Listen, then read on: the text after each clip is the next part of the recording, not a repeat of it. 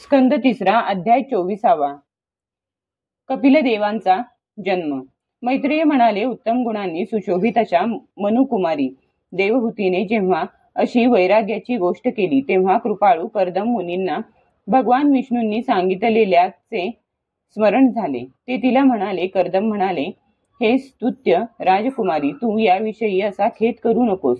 अविनाशी भगवान विष्णू लवकरच तुझ्या गर्भात प्रवेश करतील. तू अनेक प्रकारच्या व्रतांचे पालन केले आहेस म्हणून तुझे कल्याणच होईल. आता तू संयम, नियम, तप आणि द्रव्य दान करीत श्रद्धापूर्वक भगवंतांचे भजन कर.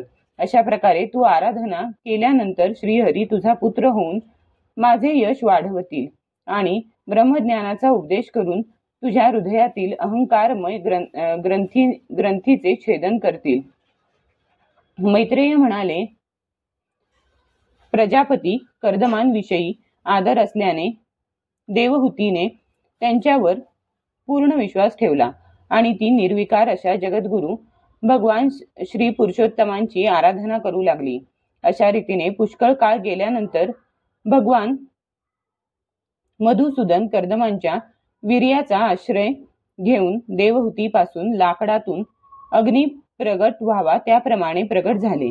त्यावेळी आकाशात ढग जलाचा वर्षाव करीत गडगडाट करून वाद्ये वाजवू लागले. गंधर्व गाणे गाऊ लागले आणि अप्सरा आनंदित होऊन नाचू लागल्या. आकाशातून देवतांनी टाकलेल्या दिव्य फुलांचा वर्षाव होऊ लागला. सर्व दिशांमध्ये आनंद पसरला. जलाशयांतील पाणी निर्मळ झाले आणि सर्व जीवांची मने प्रसन्न झाली. याच वेळी सरस्वती नदीने वेढलेल्या कर्दमांच्या त्या आश्रमात मरीची इत्यादी मुनींसहित ब्रह्मदेव आले.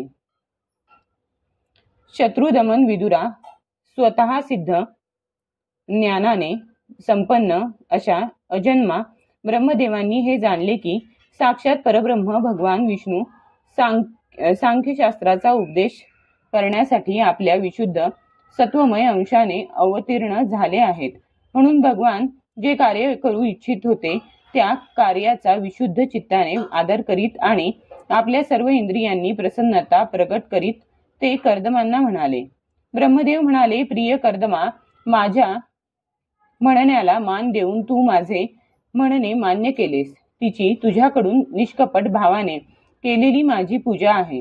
पुत्रांनी ठीक आहे असे म्हणून आदरपूर्वक पित्याच्या आज्ञेचा स्वीकार करणे हीच त्यांची सर्वश्रेष्ठ सेवा आहे. वत्सा, तू सुसंस्कृत आहेस. तुझ्या या सुंदर कन्या आपल्या वंशाने ही सृष्टी अनेक प्रकारे वाढवतील. म्हणून तू आता या मरीची आदी मुनिवरांना त्यांच्या स्वभाव आणि आवडीनुसार आपल्या कन्या समर्पण कर आणि जगात आपली कीर्ती वाढव.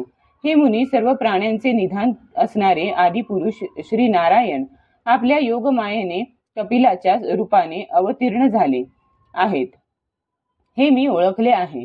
हे राजकुमारी, सोनेरी केस, कमलासारखे विशाल नेत्र आणि कमलांकित चरणकमल असणाऱ्या बालकाच्या रूपात कैट्यभासुराला मारणाऱ्या साक्षात श्रीहरींनीच ज्ञान विज्ञानाच्या द्वारे कर्मवासना मूलतः उखडून टाकण्यासाठी तुझ्या ठिकाणी जन्म घेतला आहे. हे अविद्याजनित मोहाच्या ग्रंथींना तोडून पृथ्वीवर विहार करतील. हे सिद्धगणांचे स्वामी आणि सांख्याचार्यांनाही पूजनीय होतील. हे कपिल नावाने प्रसिद्ध होतील आणि लोकांमध्ये तुझी कीर्ती पसरवतील. मैत्रेय म्हणाले, सृष्टी निर्माण करणारे ब्रह्मदेव त्या दोघांना अशा प्रकारे आश्वासन देऊन नारद आणि सनकादिकांनी बरोबर घेऊन हंसावर विराजमान होऊन ब्रह्मलोकाकडे गेले. हे विदुरा, ब्रह्मदेव निघून गेल्यानंतर त्यांच्या आज्ञेनुसार कर्दमांनी मरीची आदी प्रजापतींच्या बरोबर आपल्या कन्यांचा विधीपूर्वक विवाह केला. त्यांनी कला नावाची कन्या मरीचीला अनुसूया, अत्रीला श्रद्धा अंगिराला आणि हविर्भू पुलस्त्याला दिली. पुलहाला अनुरूप अशी गती नावाची कन्या क्रतुला साध्वी क्रिया, भृगूला ख्याती आणि वसिष्ठाला अरुंधती दिली. अथर्वा ऋषींना जिच्यामुळे यज्ञकर्माचा विस्तार केला जातो ती शांती नावाची कन्या दिली.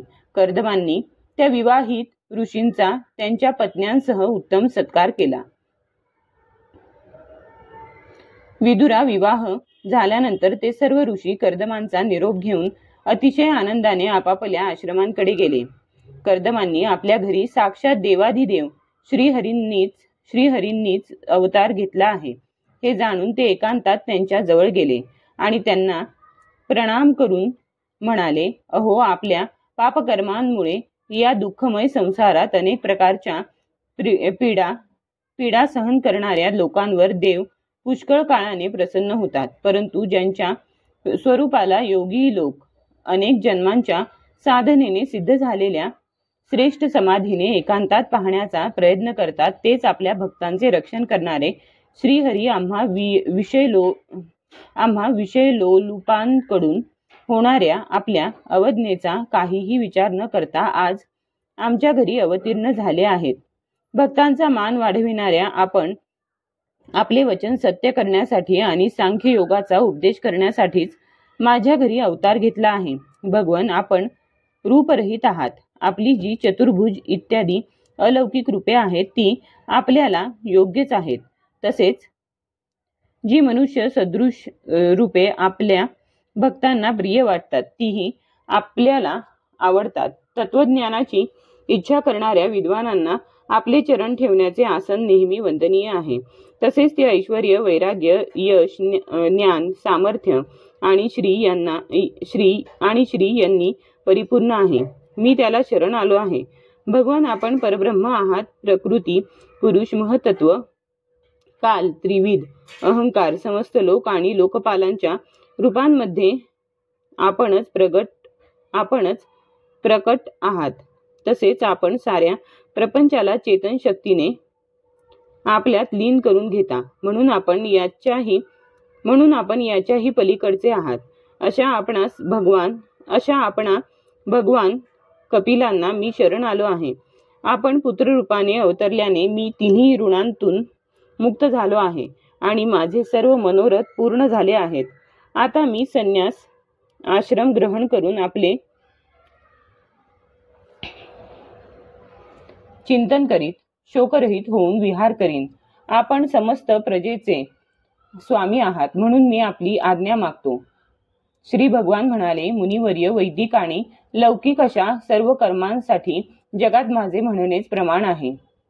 म्हणून मी तुला जे सांगितले होते की मी तुझ्या घरी जन्म घेईन ते सत्य करण्यासाठीच मी हा अवतार घेतला आहे.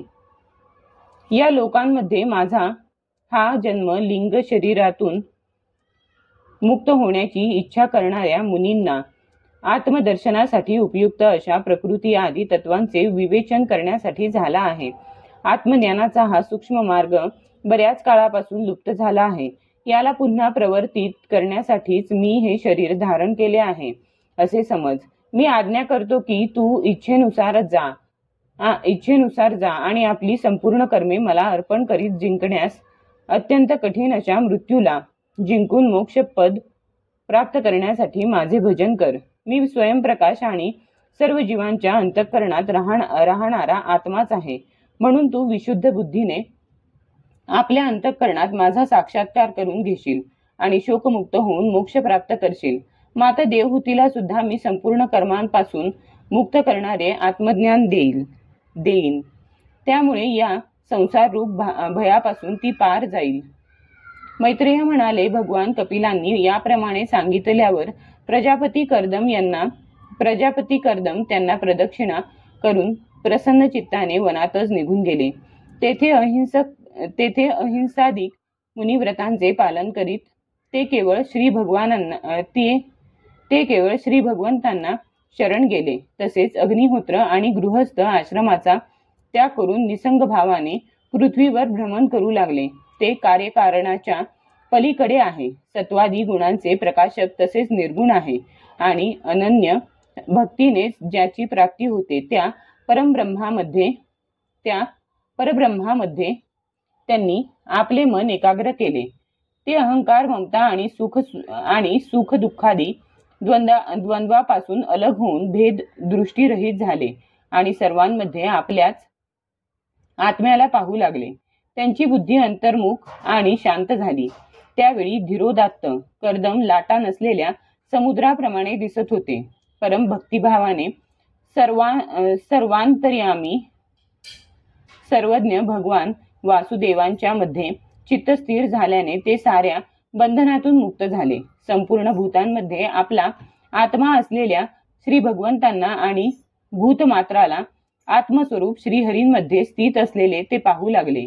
अशा रीतीने इच्छा आणि द्वेषरहित होऊन सर्वत्र समबुद्धी आणि भगवत भक्तीने संपन्न होऊन श्री कर्दमांनी भगवंतांचे परमपद प्राप्त करून घेतले.